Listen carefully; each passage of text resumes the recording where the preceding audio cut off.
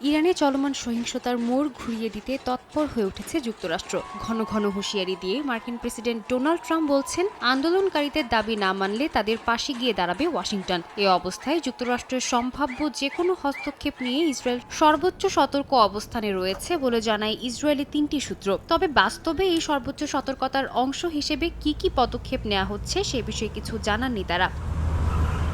এর মধ্যে ইরানে অস্থিরতা উস্কে দিতে ইসরায়েলের একটি সুসংগঠিত ডিজিটাল প্রোপাগান্ডা নেটওয়ার্ক কাজ করছে এমন অভিযোগ সামনে এসেছে। কানাডার টরন্টো বিশ্ববিদ্যালয়ের সিটিজেন ল্যাব এবং দ্য মার্কার ও হারেৎজের অনুসন্ধানের ভিত্তিতে প্রকাশিত প্রতিবেদনে দাবি করা হয়, ইসরায়েল সরকারের পরোক্ষ অর্থায়নে কৃত্রিম বুদ্ধিমত্তা ব্যবহার করে পারস্য ভাষায় খামেনি প্রশাসনের বিরুদ্ধে প্রচারণা চালানো হচ্ছে, যার লক্ষ্য নির্বাসিত যুবরাজ রেজা পাহলেভির পক্ষে জনমত তৈরি ও বর্তমান শাসন ব্যবস্থার বিরোধিতা জোরদার করা।